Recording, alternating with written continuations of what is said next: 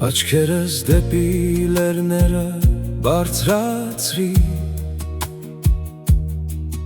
որտեղից ինձ օգնություն պիտի գայ, ինձ օգնություն պիտի գայ Տիրոջից, որ ստեղծեց երկինքն ու երկիրը։ Թող քո ոտքը չսասանվի